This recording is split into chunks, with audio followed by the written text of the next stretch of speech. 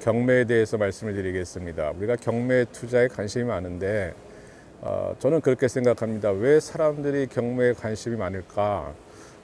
우리가 다 아는 얘기입니다만은 정상적인 가격보다 싸게 살 수 있다. 그런 생각들이 있기 때문에 경매에 관심이 많은 것 같아요. 진짜 그런가 하는 문제는 이제 별도로 얘기하겠습니다. 그래서 우리가 일반적으로 교보문고나 이런 데 가보면은 서점에 가보면 경매에 관련된 부동산 서적이 제일 많습니다. 그만큼 많은 사람들이 관심을 갖고 있다라는 얘기죠. 블로그나 유튜브나 이런 데 봐도 경매에 대한 이야기들이 많습니다. 많은 사람들이 관심을 갖는 겁니다. 이유는 하나죠. 싸게 사서 비싸게 팔 수 있다. 이런 논리죠. 그래서 경매 학원도 많이 있습니다. 경매 학원도 많이 있고 경매 관련 책이 많은데 많은 사람들이 공부를 합니다만은 제대로 공부를 못하는 것 같다라는 생각을 저는 갖고 있습니다. 그래서 경매를 공부한다 그러면 그 핵심만 알면 되는데 너무 그 시간을 낭비하는 것 같다. 그런 생각을 제가 갖고 있는 거예요. 우리가 경매 학원을 다니면은 보통 초급 과정 한 달, 두 달 하고 또 중간 과정 심화 과정 이렇게 해서 4개월, 5개월 이렇게 합니다. 또 실제 현장 보러 다니고 이렇게 해서 6개월까지 가는 경우도 있습니다. 제가 여러분들한테 말씀을 드리고 싶은 것은 그렇게까지 할 필요가 있을까 그런 말씀을 드리는 거예요. 경매는 기본적으로 이해를 하셔야 됩니다. 이걸 이해를 하셔야 되는데 아주 단순한 거예요. 물건과 채권을 구별할 줄 알면 됩니다. 그러니까는 물건이 뭐고 채권이 뭐고 이걸 이해하셔야 돼요. 이걸 이해 못하면은 그 책을 봐봤자 의미가 없습니다. 물건이라고 하는 거는 물건, 우리 부동산이니까 부동산에 대한 지배, 그죠? 배타적인 지배를 하는 거 우리가 물건이라고 그러고, 가장 쉬운 것이 소유권입니다. 집을 내가 가지고 있다, 소유권. 그것이 물건이죠. 혹은 내가 전세를 산다. 그래서 전세권, 그다음에 점유권, 지상권, 이런 것들이 물건에 해당이 되는 거예요. 채권은 뭐냐? 채권은 어떤 사람한테 어떤 행위를 요구하는 거죠. 내가 어떤 사람한테 돈을 빌려줬다. 그럼 너 돈 갚아라. 이렇게 얘기할 수 있는 그런 권리. 그래서 채권이라고 합니다. 그래서 물건하고 채권이 같이 있는 거예요. 부동산에.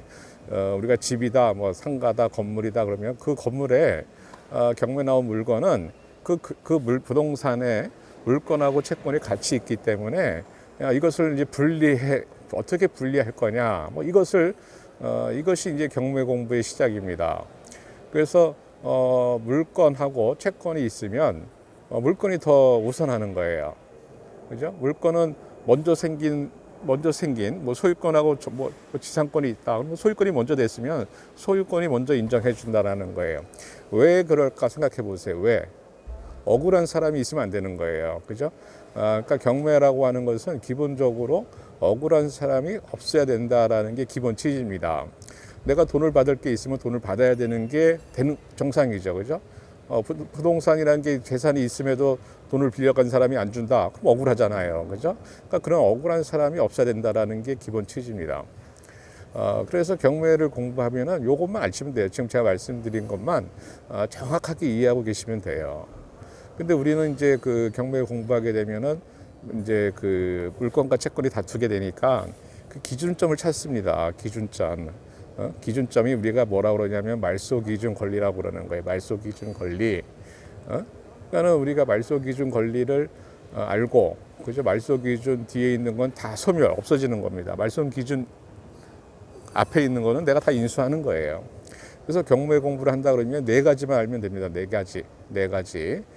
뭐냐? 말소기준 권리가 뭐냐? 그걸 찾는 거고, 그죠?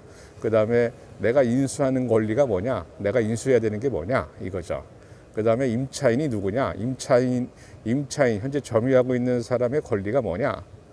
그죠? 그 다음에 나머지는 이제 서류 확인하는 거고, 기타 등등. 이 4가지입니다. 이 네 가지를 반복하는 게 이제 경매 공부입니다. 그래서 말소 기준 권리를 찾고, 인수되는 권리를 찾고, 임차인 혹은 점유자의 권리가 뭔지 확인하고, 나머지 서류 확인하고 끝입니다. 이게 경매 공부예요, 다. 근데 저는 여러분들한테 이거를 뭐 2달, 3달 뭐 공부하라고 저는 그렇게 말씀드리고 싶진 않고, 그냥 경매에 관심이 있다. 경매에 관심이 있다. 그러면, 법원을 가보세요. 여러분들 법원에 가셔가지고 한 5번만 가보세요. 5번만 가보시면, 책을 한 권 읽는 것보다 더 낫습니다. 여러분들 교보문고나 이런 데 가서 서점에 가서 경매 관련 책을 사잖아요. 그죠?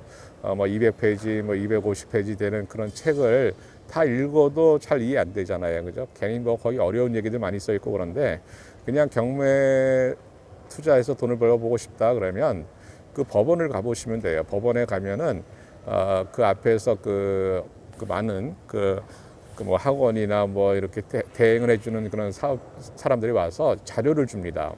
그 자료를 가지고 그 경매에 입찰하는 과정을 지켜보세요. 그리고 누가 입찰을 받았고 입찰가가 얼마고 그걸 그 자료에 다 적어 보십시오. 그러면은 그거 한 5번만 해보면 아파트들이 어떻게 어느 정도 가격에 낙찰이 되고 뭐 토지가 어떻게 되고 뭐 건물이 어떻게 되고 이런 것들이 다 압니다. 그리고 예정가하고 낙찰 가격하고 차이가 어느 정도 되는지도 다 이해할 수 있어요. 그러니까는 그것이 가장 빠른 방법입니다. 그래서 그렇게 공부를 그렇게 현장을 다녀보시는 게 뭐 책을 사서 백날 읽어봤자 의미가 없습니다. 그렇게 공부가 안 돼요. 실전에서는 직접 다녀보시는 게 제일 좋습니다. 그렇게 다녀보시고 나서 아까 좀 전에 제가 말씀드렸던 물건과 채권의 의미를 확실하게 이해하시고, 그죠?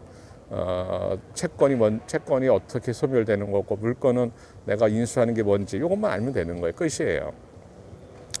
그래서 저는 그 경매를 공부한다, 경매 투자를 한다 그러면 저는 그냥 법원을 가보라 그럽니다. 법원을 가보라 그러고, 여러분들이 갖고 있는 부동산, 현재 전세를 살든지 뭐 집을 갖고 계시든지 모르겠지만 그 등기부등본을 떼어보시고 거기 있는 거를 다 자료를 여러분들 그죠? 여러분들이 갖고 있는 그 건물 혹은 여러분들의 집, 그죠? 혹은 여러분들이 살고 있는 집 그 등기부등본을 떼어보고 거기에 있는 내용들을 숙지 다 해라. 그럼 끝입니다. 그럼 경매 공부 다 한 거예요. 경매로 돈을 벌 수 있다 없다 이건 차후 문제입니다. 저는 기본적으로 경매로 돈을 벌 수 있다 일반인들이 뭐 그렇게 사는 사람은 아닙니다. 경매로 돈을 버는 건 굉장히 어려워요. 경매로 돈을 버는 게 그렇게 쉬우면 뭐 다 돈 벌죠. 왜 돈을 못 벌고 그럽니까? 다 경매로 돈 벌기 쉬우면 다 돈 벌죠. 근데 실제는 그렇지가 않다라는 거예요. 경매로 돈을 버는 게 아니고 경매를 강의하면서 돈을 버는 게 더 많죠. 그죠? 그러니까는 경매 학원 선생님들을 제가 무시하는 게 아니고 경매로 돈을 벌 수 있다면 그분들이 강의를 하겠습니까? 실제 경매 투자를 하고 다니겠습니까? 그죠? 기본적인 이해가 그렇다는 거예요. 뭐 경매 학원 선생님들, 그 교수님들을 제가 무시하는 게 아니고 그만큼 경매로 돈을 벌기가 어렵다라는 거예요. 허상입니다. 허상. 물론 경매로 돈을 버는 경우도 있습니다만은 굉장히 극소수예요. 그리고 굉장히 프로페셔널한 겁니다. 굉장히 어려운 겁니다. 그러니까 학원에서는 그냥 뭐 어려운 얘기만 하잖아요. 그죠? 하자 있는 물건, 뭐 유치권, 뭐 이런 것들만 얘기하는 거. 그런 걸 얘기해야, 그 강의 시간을 맞추기 때문에 그렇습니다. 그러니까 그렇게, 어렵게 강의를 해야 되기 때문에 그런 건데, 어쨌든 간에 저는 그렇게 생각을 합니다. 그래서 경매를, 공부하시는 건 좋은데 너무 희망적으로만 보지 마라. 그런 세상이 아니다. 세상에 그렇게 돈 벌기가 쉬운 게 아니다. 이 점 말씀을 드리고 싶습니다. 나중에 또 뭐 경매에 대해서는 좀 더 디테일하게 제가 유튜브를 준비하겠습니다. 감사합니다.